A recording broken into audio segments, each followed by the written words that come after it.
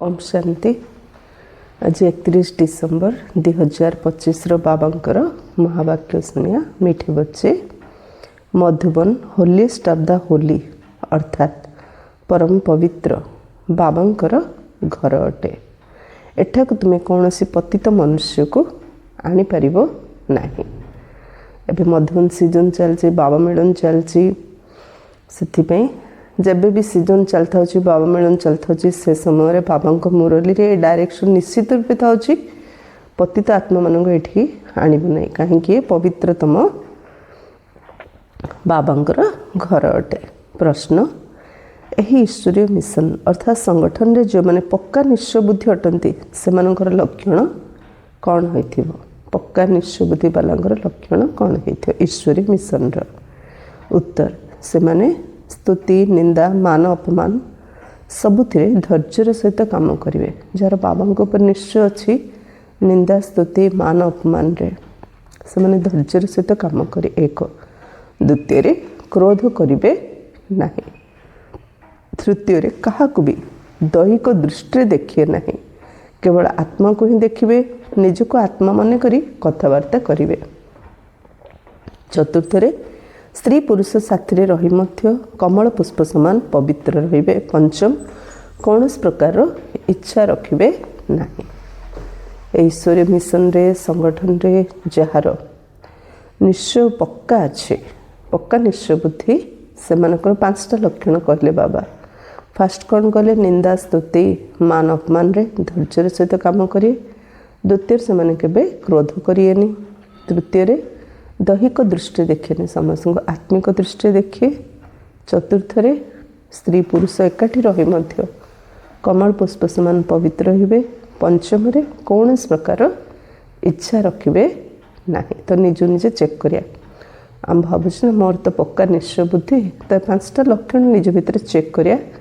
आज बाबा जहाँ कहते गीत अच्छी जले ना क्यों परवाना। ओम शांति। आत्मिक संतान मानक आत्मिक पिता परमात्मा बुझाउछन्ति अर्थात आत्मिक विद्यार्थी मानक स्वयं भगवान पाठ पढ़ाउछन्ति। सही दुनिया थिबा स्कूल रे पाठ पढ़ुथिबा छात्र मानक आत्मिक छात्र बोली कुहाजिबो नाही। से माने भी पाठ पढ़ुछन्ति, आमे भी पाठ पढ़ुछु, किंतु से माने आत्मा ज्ञान ही जानी नाहंती, तेणु ताको आत्मिक छात्र बोली कुहाजिबो नाही। किंतु प्रतिदिन बाबा मुरली शुणेला आम प्रथम पाठ पक्का कराउछन्ति आ बारंबार कहउछन्ति मु आत्मा को पढ़ाऊँगी का चेहरा देखुनी। से माने तो आसुरी विकारी संप्रदाय अटंती। आगुरी तुमे मध्य आसुरी अथवा रावण संप्रदाय थिलो। एबे राम राज्य को जीवाई 5 विकार रूपी रावण उपरे विजय प्राप्त करिवार पुरुषार्थ करुछ। जो माने एही ज्ञान प्राप्त करू नाहंती सेमानंकु बुझाइबाकु पड़ुछि जे तुमे एबे रावण राज्य रे अछ। जेहेतु सेमाने निजे किछि बुझी पारु नाहंती, तुमे निजर मित्र संबंधी मन कहूछ जे आमे बेहद्र बाबांको पाखरे पाठ पढ़छु, किंतु एपरि नुहे जे तुम कथार तांकर निश्चय हो जाउछि। तुमे कुआड़ जाऊँ आम पचारे आम कहूँ बाबा घर को जाऊँ भगवान आम पाठ पढ़ुंट हेले मध्य आम कथार से निश्चय होनी। जिते भी बाबा कह अथवा भगवान कह किंतु निश्चय करना केमती कहले से निश्चय कर भाविकी आम केतल बाबा कहूँ केतल भगवान कहूँ हेले मध्य बाबा कहते तमें सीना कौच किंतु से निश्चय होनी।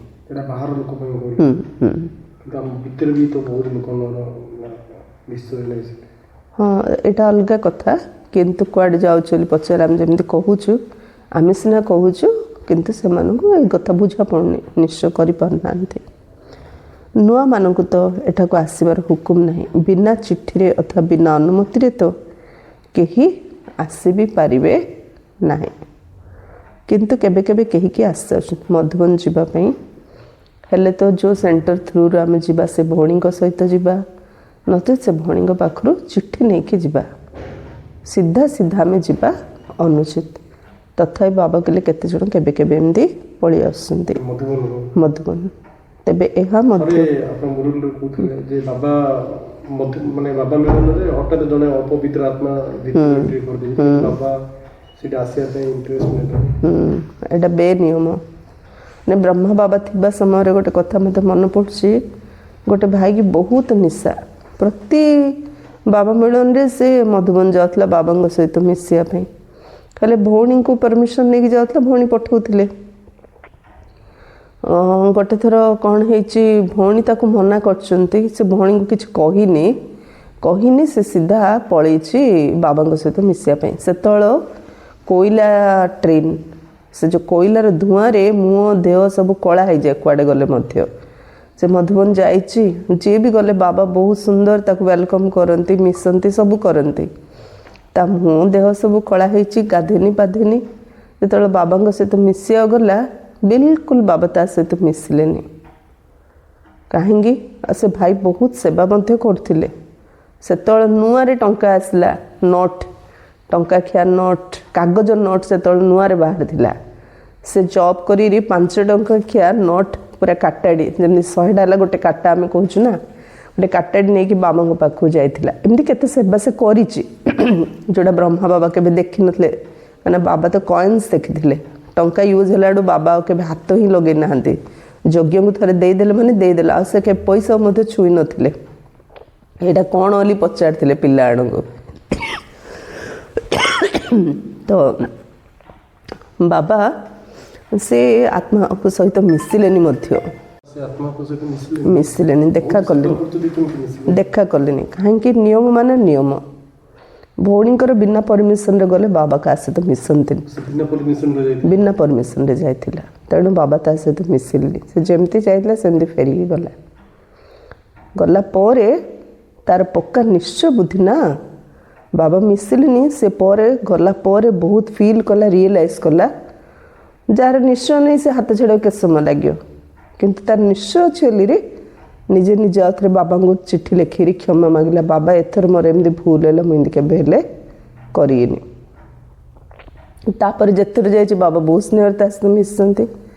କିନ୍ତୁ କିଏ କେତେ ପଇସା ସେବାରେ ଲଗୁ, କିନ୍ତୁ ବେନିୟମରେ ଗଲେ ବାବା ତାକୁ କେବେ ହେଲେ ପସନ୍ଦ କରନ୍ତି ନା। ନିୟମ ମାନେ ନିୟମ। ଏବେ ବାବା ନାହାନ୍ତି, ଯିଏ ଯାଉଛି ତାର ପାନିସମେଣ୍ଟ ତାକୁ ଆପେ ମିଳୁଛି କର୍ମ ଅନୁସାରେ। ତେବେ ଏହା ମଧ୍ୟ ବେନିୟମ ଅଟେ। ଜଣଙ୍କର ପୁରା ସମାଚାର, ନାମ ଇତ୍ୟାଦି ଲେଖି ପଚାରିବାକୁ ହେବ, ଯାହାଙ୍କୁ ପଠାଇବୁ ବାବା କହୁଛନ୍ତି ତା ନାଁ ଲେଖ, ତା ବିଷୟରେ ସବୁ ଲେଖି ମୋତେ ପଚାର, ବାବା ମୁଁ ଆତ୍ମାକୁ ମଧୁବନ ପଠେଇବି କି? ବାବା ହଁ କହିଲେ ତାକୁ ପଠେଇବ। ବ୍ରହ୍ମା ବାବା, ହଁ ବାବା ଥିଲେ ନା,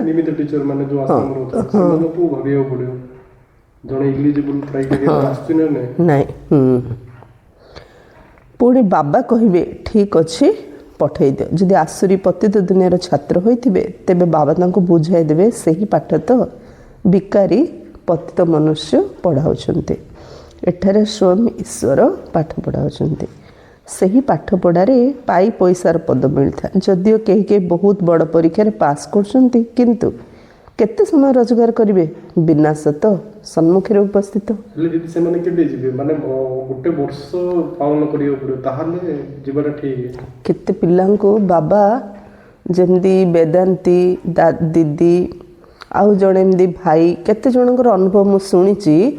ସେମାନେ ବାବାଙ୍କର ଜ୍ଞାନ ଶୁଣୁ ଏବେ ଯେଉଁ ଡକ୍ଟର ସଚିନ ଭାଇ, ଯିଏ ଡକ୍ଟର ହେଇକିରି ମଧୁବନରେ ଅଛନ୍ତି ଗ୍ଲୋବାଲ ହସ୍ପିଟାଲରେ, ଏମିତି କେତେ ଜଣ ଅନନ୍ୟ ଭାଇ ଭଉଣୀମାନେ ଯେଉଁମାନେ କୁମାର କୁମାରୀ କିମ୍ବା ଗୃହସ୍ଥୀ ହୁଅନ୍ତୁ, ଯେଉଁମାନଙ୍କ ଭିତରେ ବାବାଙ୍କ ପ୍ରତି ପକ୍କା ନିଶ୍ଚୟ, ଭାବନା, ଭକ୍ତି, ଶ୍ରଦ୍ଧା ଏସବୁ ଅଛି, ସେମାନେ ଯେତେବେଳେ ପଚାରୁଥିଲେ, ଚିଠି ଲେଖିକି ବାବାଙ୍କୁ ପଠାଉଥିଲେ ମଧ୍ୟ ବାବା ହଁ କହୁଥିଲେ, ହଁ ତାଙ୍କୁ ନେଇକି ଆସ ବୋଲି କହୁଥିଲେ।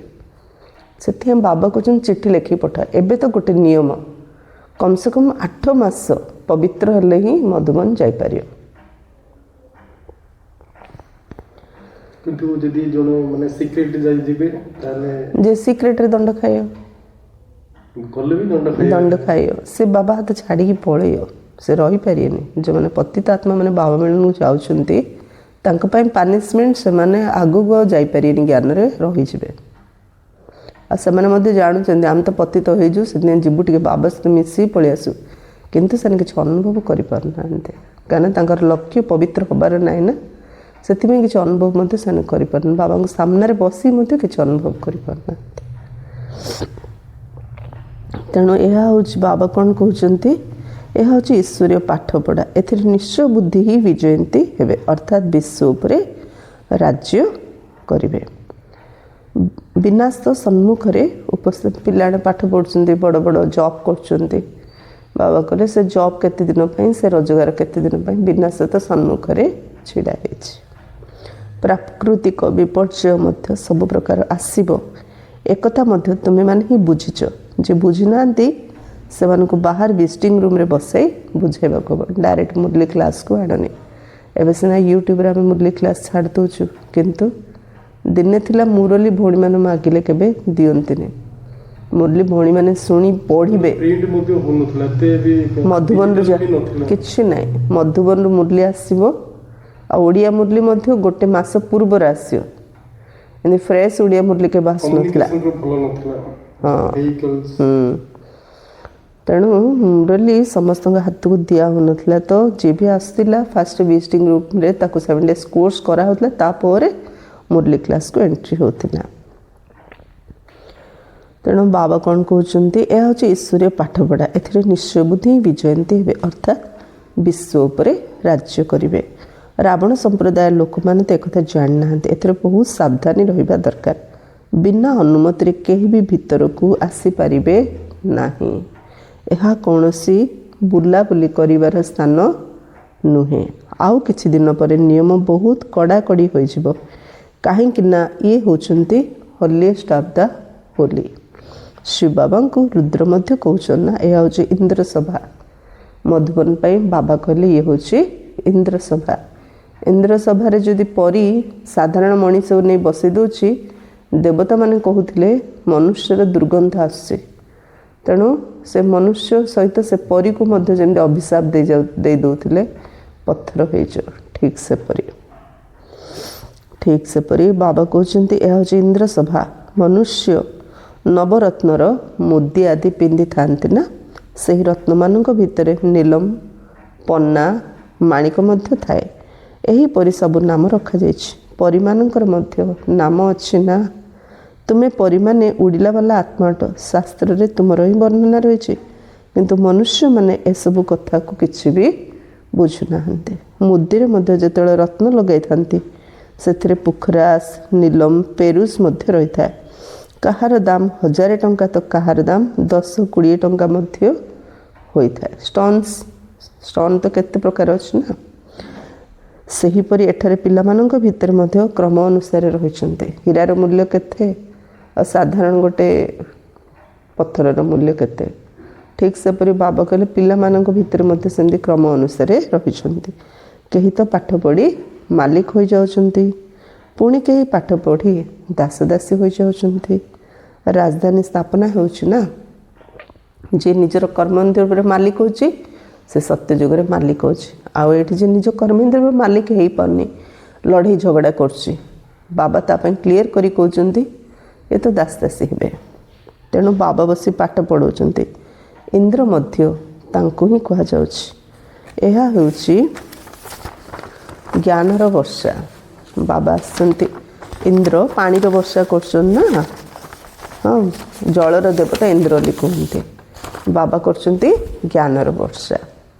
ବାବାଙ୍କ ବିନା ତ କେହି ଜ୍ଞାନ ଦେଇପାରିବେ ନାହିଁ। ଆଜି ବାବା ନିଜ ପାଇଁ ଯେମିତି ଟାଇଟଲ ନେଲେ ଇନ୍ଦ୍ର, ବାବାଙ୍କ ବିନା ଏ ଜ୍ଞାନ ବର୍ଷା କିଏ ଦେଇପାରିବେ ନାହିଁ। ଏହା ହିଁ ହେଉଛି ତୁମର ଲକ୍ଷ୍ୟ ଏବଂ ଉଦ୍ଦେଶ୍ୟ। ଯଦି ଈଶ୍ୱର ପାଠ ପଢ଼ାଉଛନ୍ତି ବୋଲି ନିଶ୍ଚୟ ହୋଇଯିବ, ତେବେ ଏହି ପାଠପଢ଼ାକୁ କେହି ବି ଛାଡ଼ିବେ ନାହିଁ। ଯିଏ ପଥର ବୁଦ୍ଧି ହୋଇଥିବେ ତାଙ୍କୁ କେବେ ହେଲେ ତୀର ଲାଗିବ ନାହିଁ। ଆଶା ରଖିକି ଯଦି ଆସିଥିବ ବହୁତ ପ୍ରୋବ୍ଲେମ୍ ହେବ। ହଁ, ବାବା ମୁରଲୀରେ ଗୋଟେ ଦିନ ମୁରଲୀରେ କ'ଣ କହିଲେ, 23 ତାରିଖ 22 ତାରିଖର ମୁରଲୀରେ ବାବା କହିଲେ ନା, ମୁଁ ଦୀନବନ୍ଧୁ ଏଠି ପଇସା ଦେବା ପାଇଁ ଆସେନି। ଦୀନବନ୍ଧୁ ହେଲେ ଗରିବ ଲୋକ ପଇସା ଦେବେ ବୋଲି ଭାବେ। ବାବା କହିଲେ ପଇସା ଫଣ୍ଡ ଦେବା ବାଲା ଅନେକ ଫଣ୍ଡ ଅଛନ୍ତି, ସେଇଠି ଯାଅ ପଇସା ମାଗ। ମୁଁ କପଡ଼ା ଦେବା ପାଇଁ ପଇସା ଦେବା ପାଇଁ ଆସିନି, ମୁଁ ଆସି ପତିତମାନଙ୍କୁ ପାବନ କରିବା ପାଇଁ। ନଲେଜ, ଜ୍ଞାନର ବର୍ଷା କରୁଛି। ଜ୍ଞାନର ବର୍ଷା କରି ପତିତମାନଙ୍କୁ knowledge is the source of money. Income. ସେଥିପାଇଁ ବାବା କହିଲେ ଯିଏ ପଥର ବୁଦ୍ଧି ହେଇଥିବେ ତାଙ୍କୁ କେବେ ହେଲେ ତୀର ଲାଗିବ ନାହିଁ। ଏଠାକୁ ଆସିବେ କିନ୍ତୁ ଅଧାରୁ ଜ୍ଞାନ ଛାଡ଼ି ଚାଲିଯିବେ।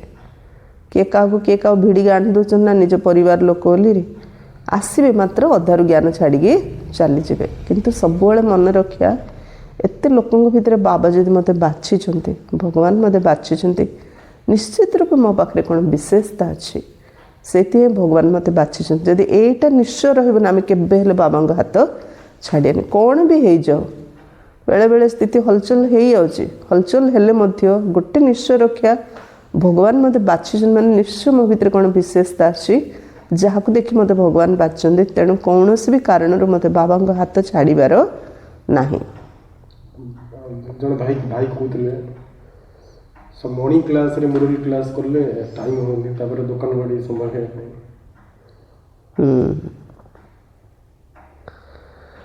ତ ଏଠାକୁ ଆସିବେ କିନ୍ତୁ ଅଧାରୁ ଜ୍ଞାନ ଛାଡ଼ି ଚାଲିଯିବେ। 5 ବିକାର ତୁମମାନଙ୍କର ଅଧାକଳ୍ପର ଶତ୍ରୁ।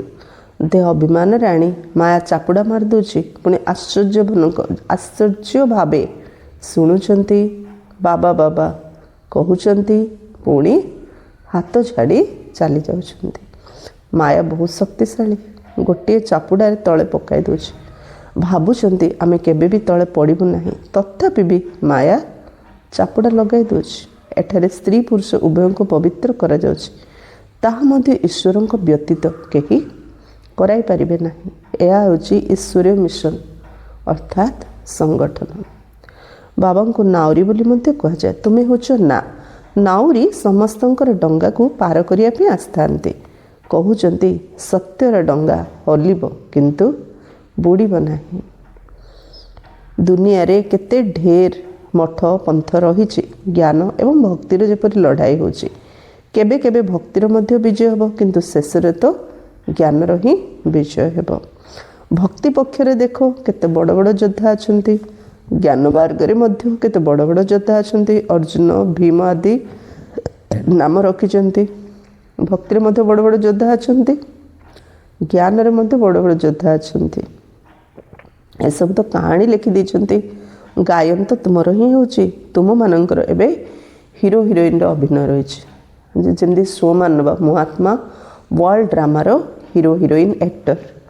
ବର୍ତ୍ତମାନ ସମୟରେ ହିଁ ତୁମର ମାୟା ସହିତ ଯୁଦ୍ଧ ଚାଲୁଛି। ତୁମ ଭିତରେ ମଧ୍ୟ ଅନେକ ଅଛନ୍ତି ଯିଏକି ଏହି କଥାକୁ ବିଲକୁଲ ବୁଝୁନାହାନ୍ତି।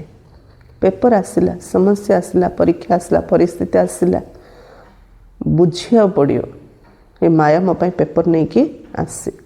ବାବା ମୁରଲୀରେ କ୍ଲିୟର କରି କହୁଛନ୍ତି, ତୁମେ ପାଠ ପଢ଼ୁଛ ତ ତୁମେ ଏକ୍ଜାମ୍ ତ ଦେବାକୁ ପଡ଼ିବ ନା।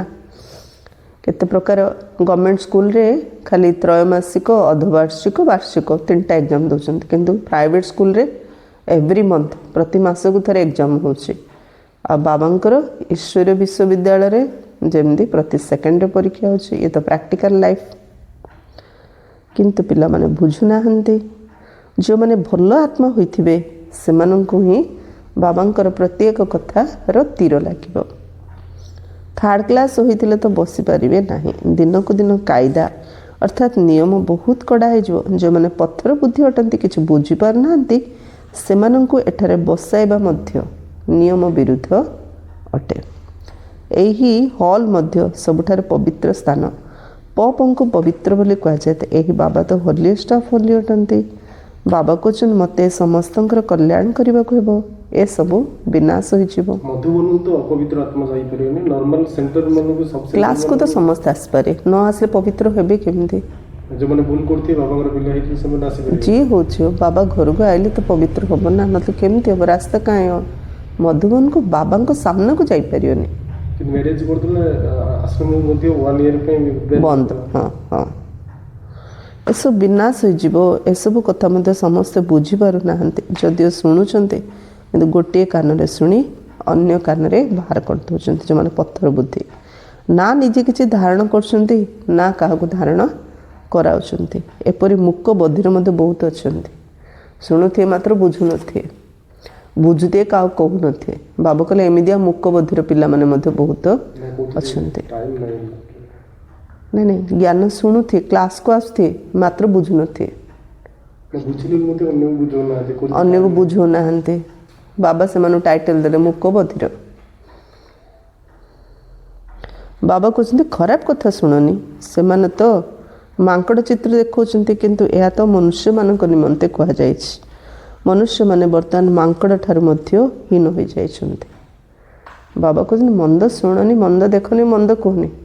ମନ୍ଦ କଥା ଶୁଣୁଥିବେ, ମନ୍ଦ କଥା କହୁଥିବେ, ମାତ୍ର ବାବାଙ୍କର କଥା ଶୁଣିନି, ବାବାଙ୍କର କଥା କହିନି, ତ ତାକୁ ବାବା କ'ଣ ଟାଇଟଲ୍ ଦେଲେ? ମାଙ୍କଡ଼। ମନ୍ଦ ଶୁଣିଏ, ମନ୍ଦ କହେ, ମାତ୍ର ବାବାର ଜ୍ଞାନ ଶୁଣିଏନି, ବାବା ଜ୍ଞାନ କଥା କାହାକୁ କହିଏନି। ଆମ ଘରକୁ ଯଦି ସ୍ୱର୍ଗ କରିବା ଚାହୁଁଛୁ, ପବିତ୍ର କରିବା ଚାହୁଁଛୁ, ସୁଖମୟ କରିବା ଚାହୁଁଛୁ, ଆମ ଘରେ ପର କଥା କେବେ ପଡ଼ିବାକୁ ହେବନି।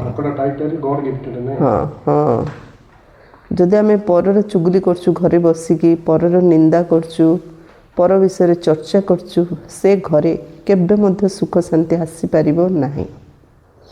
ତେଣୁ ବାବା କ'ଣ କହୁଛନ୍ତି? ଏହା ତ ମନୁଷ୍ୟମାନଙ୍କ ନିମନ୍ତେ କୁହାଯାଉଛି। ମାଙ୍କଡ଼ କ'ଣ ମନ୍ଦ ଦେଖିବନି, ଶୁଣିବନି? ଆକ୍ଚୁଆଲି ସବୁ ମଣିଷମାନଙ୍କ ପାଇଁ କୁହାଯାଉଛି ମନ୍ଦ ଶୁଣନି, ମନ୍ଦ ଦେଖନି, କୁହନି। ମନୁଷ୍ୟମାନେ ବର୍ତ୍ତମାନ ମାଙ୍କଡ଼ ଠାରୁ ମଧ୍ୟ ହୀନ ହୋଇଯାଇଛନ୍ତି। ନାରଦଙ୍କର କାହାଣୀ ମଧ୍ୟ ରହିଛି ନା, ତାକୁ କୁହାଗଲା ପ୍ରଥମେ ତୁମେ ନିଜର ଚେହେରାକୁ ଦେଖ, ତୁମ ଭିତରେ 5 ବିକାର ନାହିଁ ତ? ଆମେ ଘରେ ବସିକି କି ଘରେ ହୋଇ ବାହାରେ ହଉ ବେଶୀ ପରଚର୍ଚ୍ଚା କରୁଛୁ। କଥାବାର୍ତ୍ତା କ'ଣ? ପରଚର୍ଚ୍ଚା କଲେ ବେଶୀ କଥାବାର୍ତ୍ତା, ଜ୍ଞାନର ଚର୍ଚ୍ଚା କରିବା କଥା ହିଁ କିଛି ନାହିଁ, ମୁକ ପାଲଟିଯିବା। ତ ବାବା ନିଜର ପ୍ରୋବ୍ଲେମ୍ ଆପଣମାନଙ୍କୁ ଜଣାଉଛୁ, ନହେଲେ ତ ଆମେ ଯାହାକୁ ବି ଜଣାଇଥାଉଛୁ, ବହୁତ କହୁଛୁ, କିନ୍ତୁ ବାବାଙ୍କ ପାଖରେ ବସିକି ଜଣାଉଛୁ 1 ମିନିଟ୍ରୁ ଅଧିକ କିଛି ନାହିଁ। ନାଇଁ, ସେଇଟା ତ ଗୋଟେ ପଏଣ୍ଟ। ଆଉ ଗୋଟେ, ଅନ୍ୟମାନଙ୍କ ବିଷୟରେ ଚୁଗୁଲି କଲେ କଥା ସରିବନି। କାରଣ ମୁରଲି ପଏଣ୍ଟ କହିଲେ କେତେ ଜଣ କେତେଟା ପଏଣ୍ଟ କହୁଛନ୍ତି? 4 ପେଜ୍ ଶୁଣିଲା ପରେ 1-4ଟା ପଏଣ୍ଟ କଲାଠୁ ସରିଯାଉଛି ମୁରଲି। ଆଉ କେଉଁ କଥା ଟପିକ୍ ପଡ଼ିଯାଉ ତ ଜଣ ପରେ ଜଣେ କ୍ଲାସ୍ଟା ଯାହା କହିଯିବେ ସେ ଟପିକ୍ ଉପରେ। ହେଉଛି ନା ଏମିତି? ସେଥିପାଇଁ ବାବା କହୁଛନ୍ତି ନିଜ ଚେହେରାକୁ ନିଜେ ଦେଖ, ନିଜ ଭିତରେ 5 ବିକାର ନାହିଁ ତ? ଯେପରି ସାକ୍ଷାତକାର ହୋଇଥାଏ, ହନୁମାନଙ୍କର ମଧ୍ୟ ସାକ୍ଷାତକାର ହୋଇଥାଏ ନା। ବାବା କରିଦେଇ କ'ଣ ଅଛି? ଦିଦି ମୁରଲୀରେ ବାବା ନାରଦ କଥା କହିଲା, ଆଉ ମହାଭାରତ ରାମାୟଣରେ ତ ନାରଦଙ୍କୁ ବହୁତ ବଡ଼ ମାନେ ବାବା ନାରଦର କଥା କାହିଁକି କହୁଛନ୍ତି? ନାରଦର କାମ ହେଲା ଚୁଗୁଲି କରିବା, ଆ ବିରୁଦ୍ଧରେ ତାକୁ, ତା ବିରୁଦ୍ଧରେ ଆକୁ ଉକସେଇବା। ଏମିତି ଗୋଟେ କଥା କାହାଣୀ ଅଛି ଯେ ନାରଦ ଦେଖିଲେ ଲକ୍ଷ୍ମୀ, ସରସ୍ୱତୀ, ପାର୍ବତୀ ଏମାନଙ୍କୁ ବହୁତ ଅହଙ୍କାର ଆସିଗଲାଣି ଯେ ଆମେ ଆକା ସତୀ ଆମେ ପତିବ୍ରତା ନାରୀ ଅଲିରେ ବହୁତ ଅହଙ୍କାର ଆସିଗଲା। ନାରଦ ଦେଖିଲେ, ବିଷ୍ଣୁ ଦେଖିଲେ, ସବୁ ଦୁନିଆ ଭାବୁଛୁ ନା ବିଷ୍ଣୁଙ୍କର ଖେଳ ଅଲିରି, ବିଷ୍ଣୁ ହିଁ ଭଗବାନ ଅଲିରି। ତ ବିଷ୍ଣୁ ନାରଦଙ୍କ ମନରେ ଗୋଟେ ସଂକଳ୍ପ ଆଣିଦେଲେ। ତ ଏବେ ତାର କାମ ସେ କରିବାରେ ଲାଗିଲା। ସିଏ ଦେଖିଲା ସତୀ ଅନୁସୟା ବହୁତ ଭଲ ନାରୀ, ସିଏ ଯାଇକିରି ଏ 3 ଦେବୀଙ୍କୁ କହିଲା, ଜଣକୁ କରି ଯାଇ କହିଲା, କୁଆଡ଼େ ଆଜି ନାରଦ ଆସିଗଲେ, ମୁଁ ଦେଖିଲି ମର୍ତ୍ତ୍ୟ ଲୋକରେ ସତୀ ଅନୁସୟା ଅଛନ୍ତି, ତାଙ୍କ ପରି ପତିବ୍ରତା ନାରୀ 3 ଲୋକରେ କେଉଁଠି ନାହାନ୍ତି। ଲକ୍ଷ୍ମୀ କହିଲେ ମୋଠୁ ମଧ୍ୟ ପତିବ୍ରତା? ସେ କହିଲେ ହଁ। ସେମିତି ପାର୍ବତୀ ମଧ୍ୟ ପଚାରିଲେ, ସରସ୍ୱତୀ ମଧ୍ୟ ପଚାରିଲେ, ସେ କହିଲେ ହଁ। ତ ଏମାନେ ବ୍ରହ୍ମା, ବିଷ୍ଣୁ, ଶଙ୍କରଙ୍କୁ 3 ଜଣ ଯାକ ଉକସେଇଲେ, ଯାଅ ତାଙ୍କର ପରୀକ୍ଷା ନିଅ, ସେ ପତିବ୍ରତା ନାରୀ ନା ନାଇଁ ଅଲିରି। 3 ଜଣ ଯାକ ପଠେଇଲେ, ଏ 3 ଜଣ ଯାକ ଗଲେ। ଏମିତି କାହାଣୀରେ ଶାସ୍ତ୍ରରେ ଲେଖା ହେଇଛି। ସେ ଗଲେ ଯେତେବେଳେ 3 ଜଣ ସେ ରୂପରେ ଗଲେ କି, ରୂପ ଚେଞ୍ଜ କରିକି ଗଲେ ନା, ସାଧୁ ରୂପରେ ଗଲେ। ତ ସାଧୁ ରୂପରେ ଗଲେ ଅନୁସୟା ଖାଇବାକୁ ଡାକିଲେ। ସେ ଯେତେବେଳେ ଖାଇବାକୁ ଡାକିଲେ, ଏ କହିଲେ ନାଇଁ ତୁମେ ନଗ୍ନ ରୂପରେ ଯଦି ଦେବ ତାହେଲେ ଆମେ ଖାଇବୁ। ସେ ଟିକେ ଧ୍ୟାନ ମଗ୍ନ ହେଲେ, ଜାଣିଲେ ଏମାନେ ବ୍ରହ୍ମା, ବିଷ୍ଣୁ, ଶଙ୍କର ଆସିଛନ୍ତି ପତିବ୍ରତାର ପରୀକ୍ଷା ନେବା ପାଇଁ। କହିଲେ ଠିକ୍ ଅଛି, ତୁମେ 3 ଜଣ ଛୋଟ ଛୁଆ ହେଇଯାଅ, ଯେମିତି ତୁମେ 3 ଜଣ ଛୋଟ ଛୁଆ ହେଇଯାଅ ବୋଲି କହୁ ବାସ ସେମାନେ 6 ମାସର ଛୁଆ ହେଇଗଲେ। 6 ମାସର ଛୁଆ ହେଲେ ତାଙ୍କୁ ସେ ଯେମିତି ଖୁଆଇବାର ଅଛି ଖୁଆଇଲେ, ଦୋଳିରେ ଶୁଆଇ ଦେଲା ପରେ କେତେ ଦିନ ପଳେଇଲେ, ଆମେ ଆଉ ଗଲେନି। ନ ଯିବାଠୁ ସେମାନେ ଆଉଥରେ ଖୋଜିଲେ ଆମ ପତିମାନେ କୁଆଡ଼େ ଗଲେ। ଦେଖିଲା ବେଳୁ ଦୋଳିରେ ଶୋଇଛନ୍ତି 3ଟା ଯାକ। ନାରଦ ପଚାରିଲେ, ନାରଦ କହିଲେ ଅନୁସୟାଙ୍କର ଦୋଳିରେ ଶୋଇଛନ୍ତି। ଆଉଥରେ ଆସିକି 3 ଜଣ ଦେବୀ ତାଙ୍କୁ କ୍ଷମା ମାଗିଲେ। କ୍ଷମା ମାଗିବାରୁ ଆଉଥରେ ସେ ତାଙ୍କୁ ବରଦାନ ଦେଇକିରି ଆଉଥରେ ବ୍ରହ୍ମା, ବିଷ୍ଣୁ, ଶଙ୍କର କରିଦେଲେ। କରିବାରୁ ସେମାନେ ଆଉଥରେ ଅନୁସୟାଙ୍କୁ ବରଦାନ ଦେଲେ ଯେ ଆମେ 3 ଜଣ ଅଂଶ ହେଇକି ତୁମର ଗୋଟେ ସନ୍ତାନ ରୂପରେ ଜନ୍ମ ହେବୁ।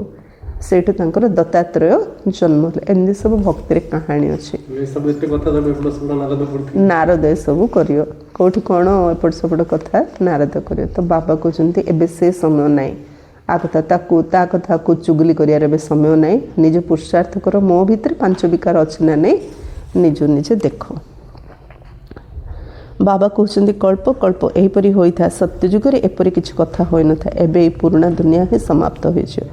ଯେଉଁମାନେ ପକ୍କା ନିଶ୍ଚୟ ବୁଦ୍ଧି ଅଟନ୍ତି ସେମାନେ ଜାଣିଛନ୍ତି କଳ୍ପ ପୂର୍ବେ ମଧ୍ୟ ଆମମାନେ ଏଇଭଳି ରାଜ୍ୟ କରିଥିଲୁ। ବାବା କହୁଛନ୍ତି ପିଲାମାନେ ଏବେ ଦୈବୀ ଗୁଣ ଧାରଣ କର, କୌଣସି ବେକାୟଦା କାମ କରନି। ସ୍ତୁତି ନିନ୍ଦା ସବୁଥିରେ ଧୈର୍ଯ୍ୟ ଧରିବାକୁ ହେବ। ତୁମମାନଙ୍କ ଭିତରେ କ୍ରୋଧ ରହିବା ଉଚିତ ନୁହେଁ। ଅଧୈର୍ଯ୍ୟ ହେଲେ କ୍ରୋଧ ଆସେ। ଯଦି ଧୈର୍ଯ୍ୟ ଧରିବା ନା କ୍ରୋଧଟା ମଧ୍ୟ ପିଇଦେବା। ତୁମମାନେ କେତେ ଉଚ୍ଚ ବିଦ୍ୟାର୍ଥୀ ଅଟ। ତୁମମାନଙ୍କୁ ଭଗବାନ ପାଠ ପଢ଼ାଉଛନ୍ତି, ସେ ସିଧାସଳଖ ଆସି ପାଠ ପଢ଼ାଉଛନ୍ତି। ତଥାପି ମଧ୍ୟ କେତେକ ସନ୍ତାନ ଭୁଲି ଯାଉଛନ୍ତି, କାହିଁକି ନା ସାଧାରଣ ଶରୀରରେ ଆସୁଛନ୍ତି ନା। ବାବା କହୁଛନ୍ତି ଦେହଧାରୀଙ୍କୁ ଦେଖିଲେ ତୁମମାନେ ଏତେ ଉନ୍ନତି କରିପାରିବ ନାହିଁ।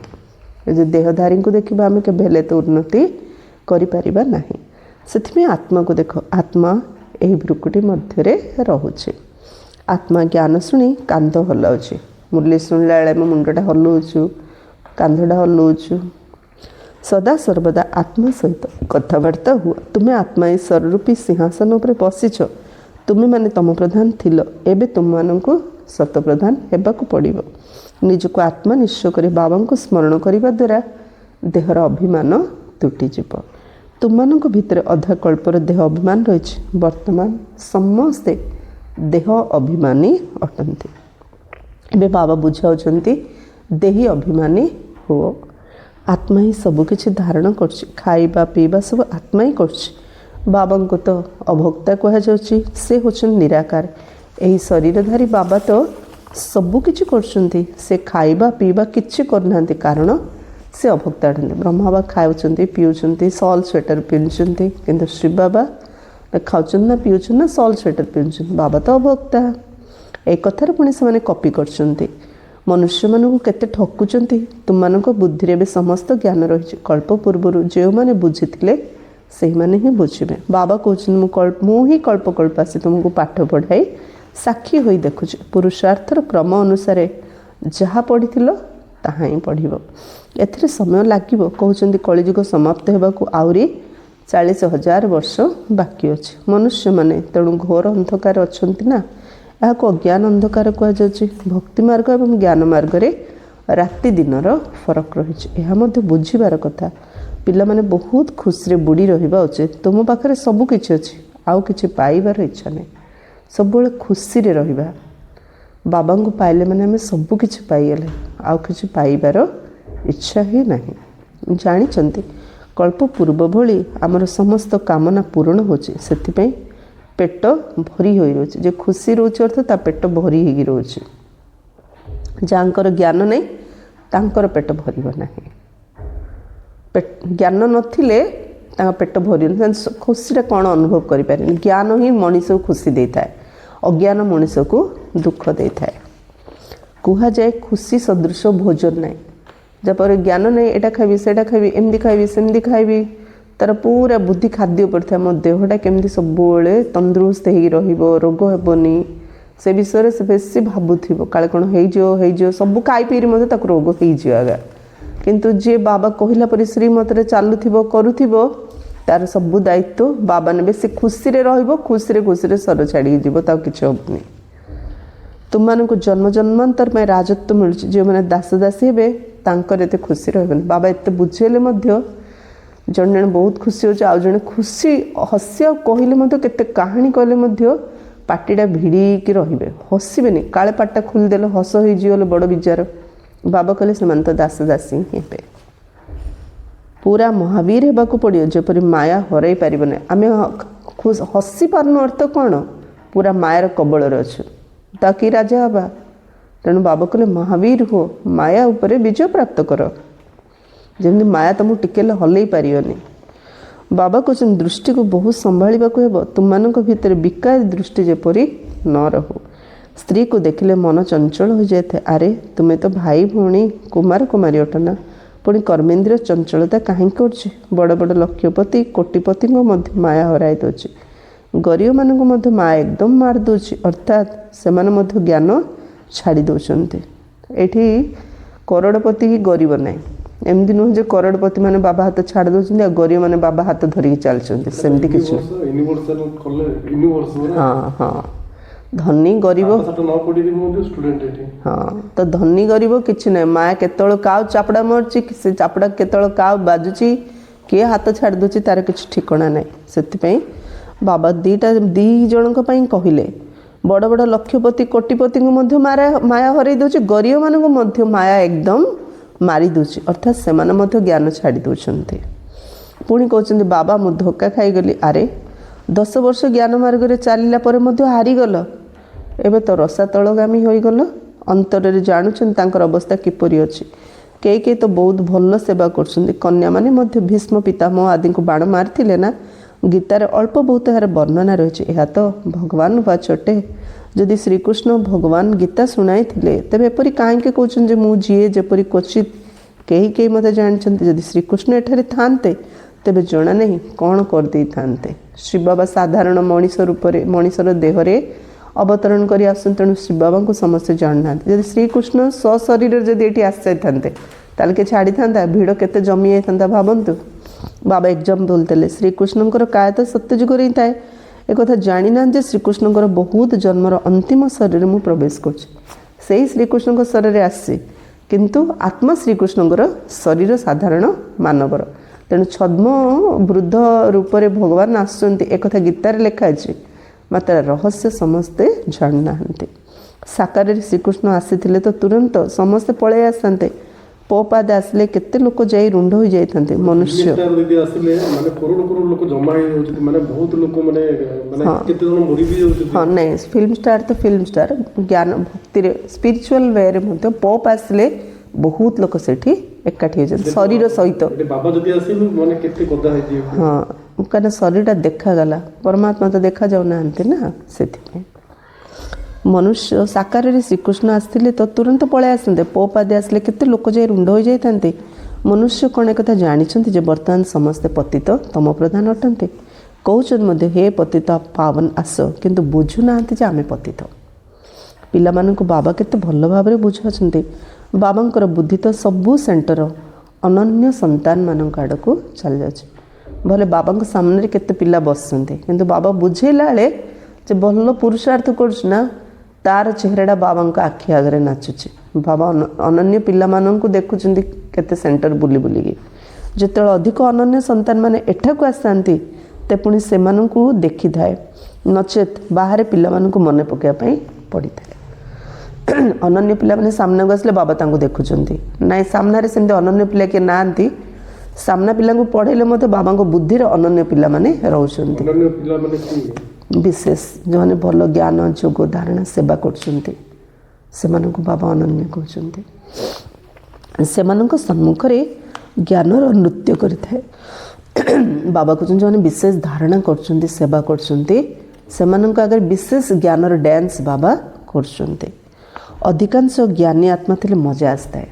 ବାବା କହୁଛନ୍ତି ମୁଁ ଯେତେବେଳେ ମୁରଲି ଶୁଣାଉଛି, ମୋ ଆଗରେ ଯେତେବେଳେ ଜ୍ଞାନୀ ଆତ୍ମାମାନେ ରହୁଛନ୍ତି, ବୁଝୁଛନ୍ତି, ଧାରଣ କରୁଛନ୍ତି, ସେମାନଙ୍କୁ ଦେଖିଲେ ମୋତେ ବେଶୀ ଖୁସି ମଜା ଲାଗୁଛି। ବ୍ରହ୍ମା ବାବା ଥିଲା, ଶିବ ବାବା କହୁଛନ୍ତି ନିଜେ। ହଁ, ଏବେ ମଧ୍ୟ ଅବ୍ୟକ୍ତ ବାପଦାଦା ଯେଉଁ ଆସୁଥିଲେ, ତ ସେଇ ଆତ୍ମାମାନଙ୍କୁ ଦେଖି ତ ବାବା ଜ୍ଞାନ ଶୁଣୁଥିଲେ ନା। ସାମ୍ନାରେ ଯେଉଁ ଲୋକ ବସୁଥିଲେ ସବୁ କ'ଣ ଆତ୍ମା ହିଁ ତ ସବୁ ଜାଣୁଛି ନା। ଶରୀର କ'ଣ, ଆତ୍ମା ବିନା ଶରୀର କିଛି ଜାଣୁନି, କିନ୍ତୁ ଶରୀର ନଥିଲେ ଆତ୍ମା ଯୋଉଠି ଥାଉଛି ତ ସବୁ ତ ଜାଣୁଛି ନା। ଆତ୍ମା ଜାଣିବା ବାଲା ଆତ୍ମା ନା, ଶରୀର ନୁହେଁ ନା। ଅଧିକାଂଶ ଜ୍ଞାନୀ ଆତ୍ମା ଥିଲେ ମଜା ଆସିଥାଏ, ନଚେତ୍ କନ୍ୟାମାନଙ୍କ ଉପରେ କେତେ ଅତ୍ୟାଚାର ହେଉଛି। ତାଙ୍କୁ କଳ୍ପ କଳ୍ପ ସହନ କରିବାକୁ ପଡ଼ୁଛି। ଜ୍ଞାନ ମାର୍ଗକୁ ଆସିବା ଦ୍ୱାରା ପୁଣି ଭକ୍ତି ଛାଡ଼ି ଦେଉଛନ୍ତି। ଯଦି ଘରେ ମନ୍ଦିର ଅଛି, ସ୍ତ୍ରୀ ପୁରୁଷ ଉଭୟ ଭକ୍ତି କରୁଛନ୍ତି ଓ ସ୍ତ୍ରୀକୁ ଜ୍ଞାନରେ ଆକର୍ଷଣ ହୋଇଯିବ ଏବଂ ସେ ଭକ୍ତି ଛାଡ଼ିଦେବ, ତେବେ କେତେ ହଙ୍ଗାମା ହୋଇଯିବ। ଯଦି ବିକାରଗ୍ରସ୍ତ ନ ହେବେ, ଶାସ୍ତ୍ର ଆଦି ନ ପଢ଼ିବେ, ତେବେ ଝଗଡ଼ା ହେବ ନା। ଏହି ଜ୍ଞାନ ମାର୍ଗରେ ବହୁତ ବିଘ୍ନ ପଡ଼ିଥାଏ, କିନ୍ତୁ ଅନ୍ୟ ସତ୍ସଙ୍ଗକୁ ଯିବା ପାଇଁ କେହି ମନା କରନ୍ତି ନାହିଁ। ଏଠାରେ ମୁଖ୍ୟ କଥା ହେଲା ପବିତ୍ରତା। ପୁରୁଷମାନେ ପବିତ୍ର ରହିପାରନ୍ତି ନାହିଁ, ତେଣୁ ଜଙ୍ଗଲକୁ ଚାଲିଯାଇଥାନ୍ତି। ସ୍ତ୍ରୀମାନେ କୁଆଡ଼େ ଯିବେ? ସେମାନେ ଭାବନ୍ତି ସ୍ତ୍ରୀମାନେ ନର୍କର ଦ୍ୱାର। ବାବା କହୁଛନ୍ତି ଏମାନେ ତ ସ୍ୱର୍ଗର ଦ୍ୱାର ଅଟନ୍ତି। ତୁମେ କନ୍ୟାମାନେ ଏବେ ସ୍ୱର୍ଗର ସ୍ଥାପନା କରୁଛ। ଏହା ପୂର୍ବରୁ ଦୁନିଆ ନର୍କର ଦ୍ୱାର ଥିଲା, ଏବେ ସ୍ୱର୍ଗର ସ୍ଥାପନା ହେଉଛି। ସତ୍ୟଯୁଗ ସ୍ୱର୍ଗର ଦ୍ୱାର ଏବଂ କଳିଯୁଗ ନର୍କର ଦ୍ୱାର ଅଟେ। ଏସବୁ ବୁଝିବାର କଥା। ସତ୍ୟ ଯୁଗ ହେଉଛି ସ୍ୱର୍ଗର ଦ୍ୱାର, ଏ କଳି ଯୁଗ ହେଉଛି ନର୍କର ଦ୍ୱାର। ଏସବୁ ବୁଝିବାର ଅଛି। ତୁମମାନେ ମଧ୍ୟ ଏ କଥାକୁ ପୁରୁଷାର୍ଥର କ୍ରମ ଅନୁସାରେ ବୁଝୁଛ। ଭଲେ ପବିତ୍ର ମଧ୍ୟ ରହୁଛନ୍ତି, ବାକି କ୍ରମ ଅନୁସାରେ ଜ୍ଞାନର ଧାରଣା ହେଉଛି। ଖାଲି ବ୍ରହ୍ମଚର୍ଯ୍ୟ ବ୍ରତ ପାଳନ କରିଦେଲେ ହେବନି। ବାବା କହିଲେ ପବିତ୍ର ରହିଲେ କ'ଣ ହେବ? କ୍ରମ ଅନୁସାରେ ଜ୍ଞାନକୁ ଧାରଣ କରୁଛନ୍ତି। ତୁମମାନେ ତ ପୁରୁଣା ନର୍କ ଦୁନିଆରୁ ବାହାରି ଏଠାକୁ ଆସିଛ, କିନ୍ତୁ ନର୍କ ଦୁନିଆରୁ ବାହାରିକି ଏଠି ଆସିଛ, କିନ୍ତୁ ବୁଝି ଯାଉଛି କି ତୁମମାନଙ୍କୁ ଗୃହସ୍ଥ ବ୍ୟବହାର ରହିବାକୁ ହେବ। ସେମାନଙ୍କୁ ଅସୁବିଧା ହେଉଛି, ଯେଉଁମାନେ ଏଠାରେ ରହୁଛନ୍ତି ତାଙ୍କର କୌଣସି ଅସୁବିଧା ହେଉନି। ଯେ ଘର ଗୃହସ୍ଥ ରହି ପବିତ୍ର ହେଉଛନ୍ତି ସେମାନଙ୍କୁ ଅସୁବିଧା ହେଉଛି। ଯେ ଆଶ୍ରମରେ ତାଙ୍କୁ କିଛି ଅସୁବିଧା ନାହିଁ ପବିତ୍ରତା ପାଇଁ। ତେବେ ବାବା ବୁଝାଉଛନ୍ତି ଗୃହସ୍ଥରେ ଥାଇ ମଧ୍ୟ କମଳ ପୁଷ୍ପ ସମାନ ପବିତ୍ର ରୁହ। ତାହା ମଧ୍ୟ ଏହି ଅନ୍ତିମ ଜନ୍ମର କଥା। ଗୃହସ୍ଥ ବ୍ୟବହାର ହୋଇ ନିଜକୁ ଆତ୍ମା ଭାବ। ଆତ୍ମା ହିଁ ଶୁଣୁଛି, ଆତ୍ମା ହିଁ ଏପରି ହୋଇଛି। ଆତ୍ମା ହିଁ ଜନ୍ମ ଜନ୍ମାନ୍ତର ଭିନ୍ନ ଭିନ୍ନ ପୋଷାକ ପିନ୍ଧି ଆସିଛି। ଏବେ ଆମ ଆତ୍ମାମାନଙ୍କୁ ଘରକୁ ଯିବାକୁ ହେବ। ସେଥିପାଇଁ ବାବା ସହିତ ଯୋଗ ଲଗାଇବାକୁ ହେବ। ଏହା ହେଉଛି ମୂଳ କଥା। ବାବା କହୁଛନ୍ତି ମୁଁ ଆତ୍ମାମାନଙ୍କ ସହିତ କଥାବାର୍ତ୍ତା ହେଉଛି। ଆତ୍ମା ଭ୍ରୁକୁଟି ମଧ୍ୟରେ ରହୁଛି, ଏହି କର୍ମେନ୍ଦ୍ରିୟ ଦ୍ୱାରା ଶୁଣୁଛି। ଆତ୍ମା ନଥିଲେ ଶରୀର ମୁର୍ଦାର ହୋଇଯାଇଥାନ୍ତା। ବାବା ଆସି କେତେ ୱଣ୍ଡରଫୁଲ୍ ଜ୍ଞାନ ଦେଉଛନ୍ତି। ତେବେ ପରମାତ୍ମାଙ୍କ ବିନା ତ ଏହି କଥା କେହି ବୁଝାଇ ପାରିବେ ନାହିଁ। ସନ୍ନ୍ୟାସ ଆଦି କେହି ବି ଆତ୍ମାକୁ ଦେଖି ନାହାନ୍ତି। ସେମାନେ ତ ଆତ୍ମାକୁ ପରମାତ୍ମା ବୋଲି ଭାବୁଛନ୍ତି। ଦ୍ୱିତୀୟରେ ପୁଣି କହୁଛନ୍ତି ଆତ୍ମାରେ କୌଣସି ଲେପଛେପ ଲାଗୁନାହିଁ। ସେଥିପାଇଁ ଶରୀରକୁ ଧୋଇବା ପାଇଁ ଗଙ୍ଗାକୁ ଯାଇଥାନ୍ତି। ଏକଥା କି ଜାଣିନାହାନ୍ତି ଯେ ଆତ୍ମା ହିଁ ପତିତ ହେଉଛି, ଆତ୍ମା ହିଁ ସବୁକିଛି କରୁଛି। ବାବା ବୁଝାଉଛନ୍ତି ଏକଥା ଭାବ ନାହିଁ ଯେ ଅମୁକ ମୁଁ ଅମୁକ ସେ ଅମୁକ ଅଟେ। ନା, ସମସ୍ତେ ଆତ୍ମା ଅଟନ୍ତି। ଏଠି ଜାତି ଗୋତ୍ର କିଛି ନାହିଁ, ଆମେ ସମସ୍ତେ ଆତ୍ମା। ସେଥିପାଇଁ ଜାତିପାତିର କୌଣସି ଭେଦଭାବ ରହିବା ଉଚିତ ନୁହେଁ। ନିଜକୁ ଆତ୍ମା ନିଶ୍ଚୟ କର।